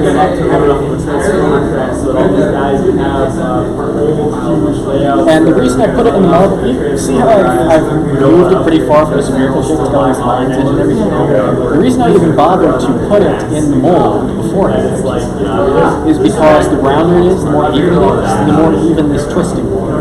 I'm good, thank you though. And so really you're just applying a little bit of resistance with my left hand, and I'm spinning with my right, such that this side is spinning faster than the other side, so we're getting this winding up of glass. It looks like that winding is also squeezed out, like you squeeze out a dish rack, right? It squeezed that air bubble out of the glass. And so we've accomplished two things. So I think this is about really since kind of melted that seal too by accident, so I guess we're going to do it the hard way to get these off. Normally you can just give it a quick tap and it'll pop right off. I'm going to have to melt it off again. Yeah, not really a big deal. not as cool as the hunting. I don't want to have cameras running from different rooms from their phone. Right, or from the training, from anywhere. They want to have the room. I think I can help that. Find out. Good. Oh, right. It's gotta be good enough. I need to keep this back out, so I want a bigger frame, a nice even heat. I'm going to try and melt that tip back into sort of a round-ish shape so I can get the problem with pressing something like this into a sheet of graphite now to speed that up would be that you might get increase in glass from pushing it back so quickly. And so generally speaking, unless you're in a rush or you want that particular look, you just want to, you can see how I'm holding it at this angle? That means grab the pull the glass back down into this just keep on going. I look like the Honey and Cheerios guy. Now what I'm also being careful to do is minimize the amount of heat I put on the back side of this. Because the more heat I put into this side instead of this side, the more I want to flop around the tiles. And so by hitting only this side, I'm going to do one half at a time of this marble. I'm going to do the front side first, and then I'm going to put a coat seal on this side. And that'll keep it from flopping around when I'm trying to shape it. So it's pretty round now, so we're going to do this. And I'm applying almost no pressure at all to this glass right now. It's hot enough that it, just by spinning it, it wants to flow into the shape. That's why this bump mold is so much nicer than your traditional one.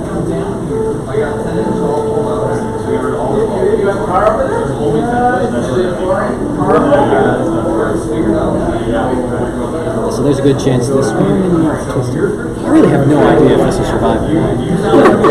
Like I said, it'll be a surprise for ours. The reason I'm not sure is because it looks like there are little bubbles of air where I made the seal between the two halves. And so that, usually if you trap air in something, that's almost a guarantee that it'll just crack. Not always. There are some artists who trap air in their work intentionally. It gets a really nice sort of scattering light effect. I'm not as good as this. Like I said, my background is mostly scientific, it's not artistic. And so this is really not... So your day gig scientific class, you do something else entirely? My day job is software stuff. Oh, you're Epic guy, yeah, right? in Corona. Oh, they let you out twice? That's pretty good. Coming three years in a row. Yeah. I want to keep me inside all the time, but I escape. Good for you. Yep. Yeah, we get extra. I don't want to use this one because it's got silver on the end of it. Here we go. So this is going to be a better cold seal. I promise. You see a better example. This hand, so I'm right-handed. I'm going to get a little bit of a gather on this, so I have a little more surface to work with. And so remember, I'm going to keep this hot. I'm going to heat this side up, this one right here. I'm going to let it cool down. And when it's just barely showing any color, I'm going to stick it to the try that.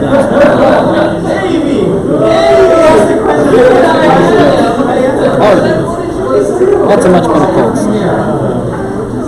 So I have to be careful not to apply too much force to it while I've still got the hot sealed side on, because that'll snap it off too. Pull that right off.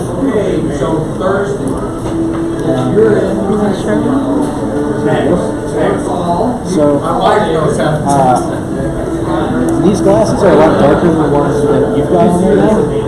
Partially that's just because these were made better. Like those are just $4 viewing machines. Partially it's also because these are specifically made a darker shade than most Dideliums, because these are made specifically for working with quartz. Quartz is separate from soft glass and borosilicate. Quartz glass, it's called fused silica. It was developed by Corning in about the 1930s, 1940s. And it is like with boro, right? You've got sodium borosilicate. Soft glass is like silicon dioxide and some form of soda ash, something like that, to lower the melting point. Silica is quartz, fused silica is nothing but silicon dioxide, just SiO2 all the way through. that makes it really strong and essentially immune to thermal shock. But it also makes it incredibly hard to melt. Its melting point is about twice what borosilicate is. And so when you heat up quartz to the point where it does melt, usually you have to use, or it makes it easier, you don't have to, it makes it easier to use something like hydrogen instead of propane. Just get as much heat as you possibly can out of it. But quartz will shine like this bright beacon white color, not the dull orange of the boron. And so you need much darker didymiums. Otherwise, you just, even with normal didymiums, you can't see anything when you're working with quartz. So now we're working on the back half of this marble. It's almost there. See how much rounder it is here? So, I'm going to... So usually a cold seal, when you pop it off, it's going to take just a little bit of the surface of the piece you're working on with it. When it does that, you can just heat that part up again to just let the glass flow just a little bit to cover that up. Well, I'm going to continue making cold seals on either side of it. As I continue to make cold seals, letting this piece get colder and colder as I do it, it'll pull off less and less of the surface of this each time, until basically you're taking nothing with it. And at that point, the marble's done. So how many iterations is that? I only do 2. Usually because the pieces I make aren't that great. And so it's not worth the extra time. If you put a lot of effort into a marble, some people make crazy good marbles, you'll just do it until you cannot visually see any sort of chip taken out of it. Are you going with smaller and smaller glass, like the usually, yeah. Usually you'll also go smaller and smaller because that'll also take less material off. Sounds to me like I'm not the right person to answer that question for you, because what I would do is as soon as I have 4 buttons, I know the micro on the back of there, and I can read the buttons, I can interpret those buttons however I want to. Very short, very small one. So then if I want to have a special command for These are all kind of big. And diameter are huge. Have you been in class lab? Yeah, also combinations. I don't remember off the top of my head. I could go and visit another lab in the same, Definitely should. same floor. Frequency, brightness. You absolutely should. You learn all sorts of cool stuff. I didn't know, like, the stuff I'm just rolling off right now, I didn't know any of it before I started doing work at AU. It's just, like, I cannot recommend enough. I cannot recommend enough taking a course in glass, just because the people who make it into the glass industry.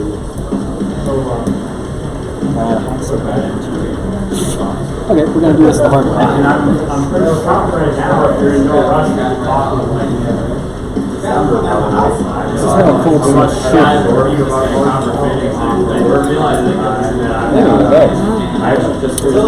Now the glass it's cooling down in there really quickly. So I'm just going to flash it and then cold seal this like that.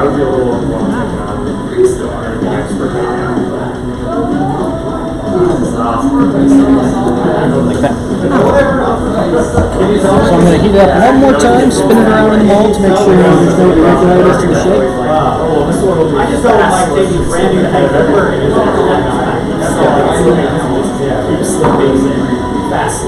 Again, I'm trying to make sure I don't hit the seal itself with any of the flame. Because otherwise that will heat it up, seal it to the glass, and then I'll have the same problem I just did. It doesn't want to come off. That's big. Yeah, nice and round that is. Yeah. Problem is it's making a noise. That means it's not really round. Actually, it's bouncing against the mirror. So I'm going to heat it up really hot. That'll help it flow, and I'll stick it in there again.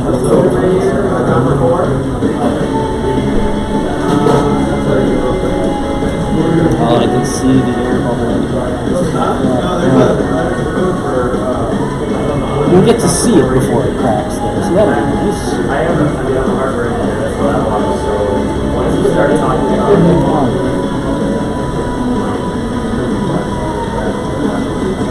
straight up aluminum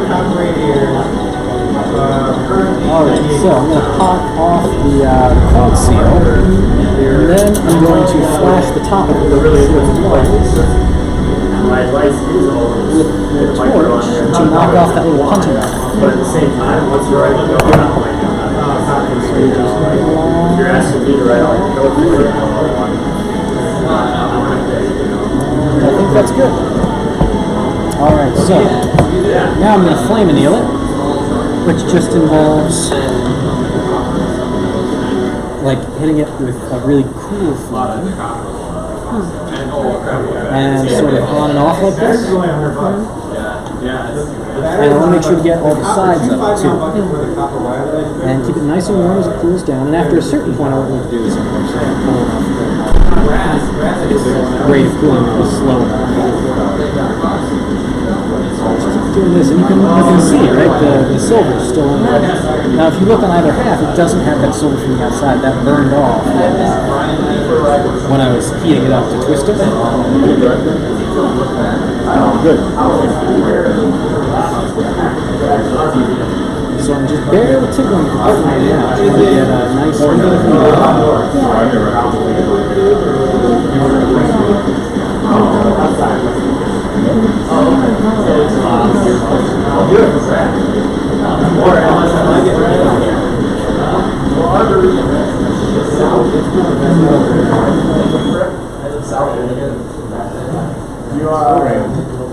I think you have to give us an update for a while. Scientific-wise, you'll learn, generally speaking, you'll learn first, like artistic. I was going to say, artistic, you'll probably do things like beads. First beads are really easy to do. They're really rewarding. You have some product immediately that you can like wear or put into something. From there, you'll learn things like marbles, small pendants, things like that. Then you'll move up to the sculpture, larger pieces maybe, hot shop stuff. Scientific, you generally start with... Scientific, you generally start with test tubes, because they're simple. All you have to do is take a piece of tubing like that, just heat it up and pull the two pieces apart, and you'll have a nice round bottom test tube. So you'll start with that. From there you'll move up to probably flasks like that. From there, maybe condensers. And condensers are absolutely wild. Nobody in their right mind wants to make a condenser. The reason being, it involves putting a smaller piece of tube inside a larger piece of tube, where you've got the counter very low. And the result of that is you've got a piece of glass inside cooling down the glass outside. It's a nightmare. It's an absolute nightmare. And then you can do things like coil condensers too, where instead of just a straight tube piece and it's through the center, you've got a winding piece, and that's even worse. How do you even make a winding piece? Do you have to wrap it around something? Yeah, so usually you'll use a metal magnet, and it'll have a hole through it'll just be a long tube of metal with a hole through the top, and you'll stick this through your glass through the hole in the top, and then it'll just heat up with, again, a really cold flame like this. You'll heat it up like that, so that you're always heating up the part that's going towards the mandrel as you're turning it. And you'll turn the mandrel with the soft glass, and it'll just wind it right up like clay or anything else. And then you've got this spring, essentially. You can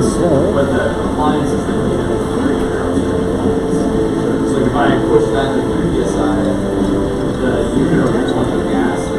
That's long, but if you can touch it, it's probably cold enough to leave there. We'll see. So an interesting thing with molds like this, where you leave the marble, usually what you'll see happen if something is going to break is it pops like the top half of it will pop off, and the bottom half will stay in there. And that's because on the top you have cold air around it, moving around. On the bottom, there's a little bit of space underneath it, and so you've got that heated air that's keeping the bottom half warm, the top half cold. That differential expansion will just crack it right along that line. Do they make a thing to go on top then? seem that would be the obvious thing. Yeah, there are some molds where it's like an injection mold or something like that, where it's two parts and you put your piece in, like Erlenmeyer flasks, which would be like this, except with a straight line.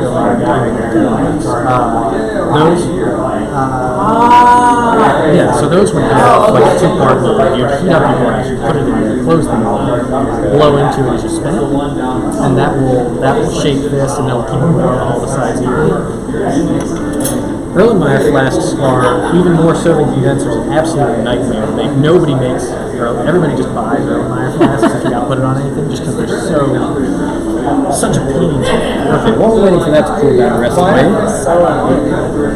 the straight part of the wall, that makes it, like glass wants to be round, so you're making a straight piece, especially something of that length. Is difficult to get even. It's not hard to get the line itself. Getting the glass on the inside, even absolutely. While we're waiting for that to cool, I'm going to go ahead and do the repair job. I'm going to draw out some more rod, and I'm going to make the repair job on here. So one of the links in this chain broke a while ago. So I just got a little metal ring there to hold it. But now that I have a torch, I'm going to make another link of chain and just seal that together. If I don't break this one. Alright, so I had some nice even rod cold, but I just dropped that, so we're going to do it again. Alright, so hot flame. Where's your dad at, Kyle? It was nice. Where's your dad at? Is he in town here? Is that your dad? Yeah, he's up, Wanakee. Okay. It is.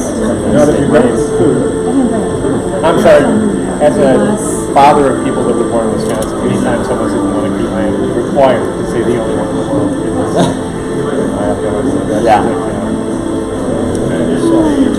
The key to drawing out rods, so this is called pulling cane, what I'm doing here. It's a really common thing to do, especially in artistic, where you have a rod, it's the color you want, but it's not the size you want. So, to get it down to the size you want, it's incredibly simple. You just heat it up like this, you get it nice and hot, and then you pull it out. It constricts like this. Now, something to keep in mind is that the thinner the glass is, the smaller it is, the faster it cools. So the glass in the middle, where you're pulling it out from, will always cool faster. You can use that to your advantage to get a nice even piece of rod, because the ends will still be hot, the middle, at the diameter you want, will be cold, so it won't pull anymore. And so you can just keep on pulling, and the glass will come entirely from the ends and give you a nice even length of rod. So we'll turn this off. Everything was getting put up and together, The easiest way to feel heat is on your face, and so you will see me. It's not like smart, but it's really easy. You can just like hold it up around your face and feel if it's hot enough to touch you. Careful. It's marble.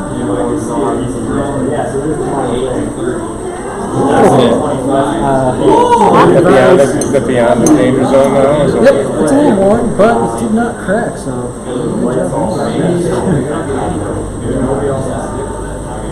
and that is what we end up with. That's a twist marble. You can do it not just with fumed stuff stuck in the middle, you can do it with two different colors. You get a nice solid color going. Oh, it's beautiful. Did you see this? It's kind of twisting inside. Alright, so here's the rod we're going to use for this. So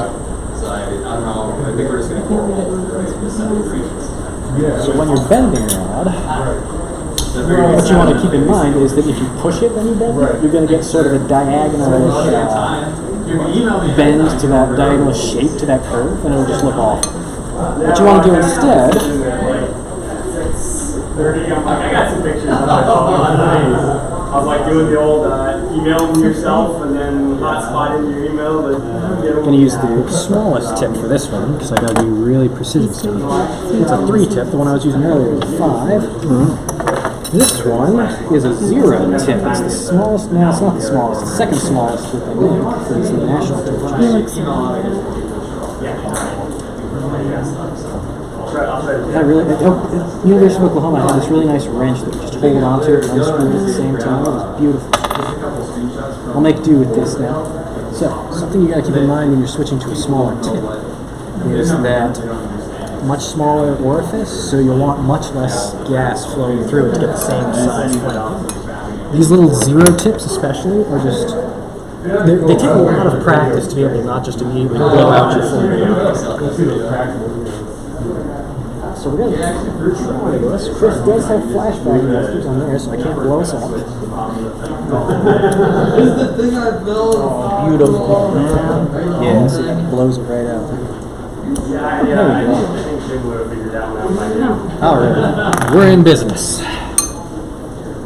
Yeah, actually. Oh, the marble's done? Yeah. Wow! Is it cool?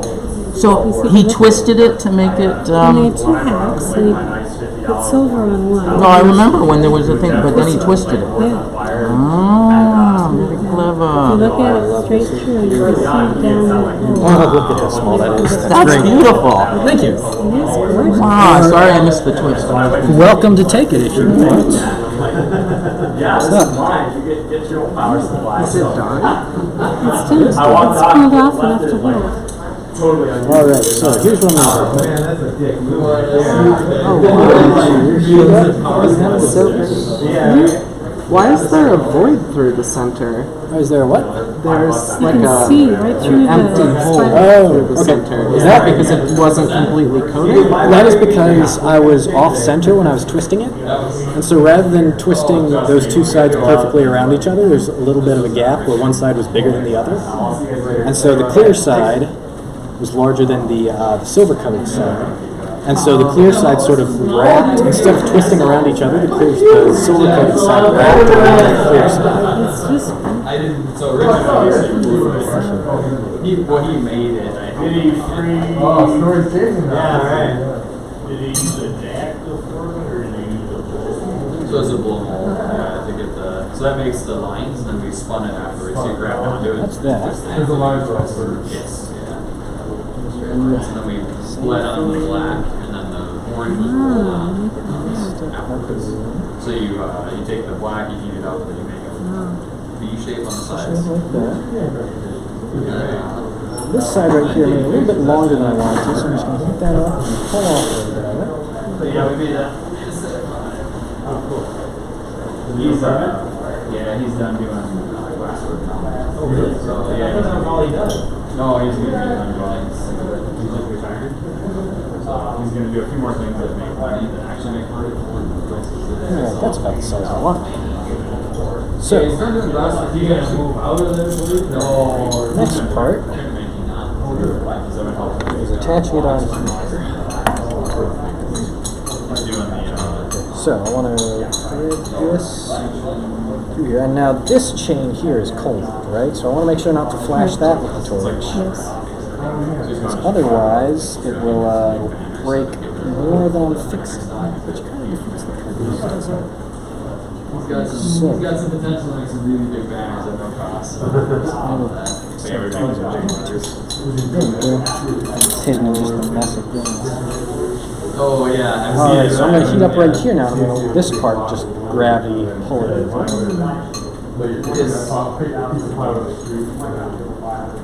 Or I'm going to drop it, and I'm going to try again.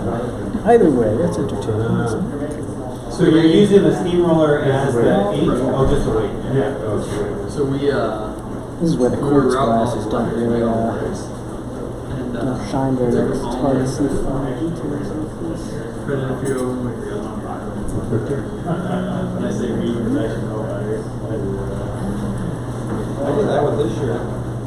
Well, this is the right one. No, I printed it backwards for the iron-on deal for this year, and then I went to my sister's house, and she's got the... So now that that's caught in there, I'm going to pull this off and seal that corner. Reverse it or whatever, so I've got... And so then we'll have a new link. And I won't have to wear it. Look at the Kinsey skyline a bunch of times, you would know that. Yeah. No, that's So something I did right there was when I pulled this off, since it was hopped right there and flowing, I just dragged it down a bit so it was touching I think there's right there. So that will keep the yeah, glass you're from just over the peeling highway. back and opening up. When I heat up that corner, it'll flow together on the stem. So, but I don't think Transfer. it's called like a suspension building. When you go in, it's Definitely not 100% not drop it. Okay, so now I'm just going to heat up that corner right there. I'm going to blast it with as much heat as I can. Make it flow together.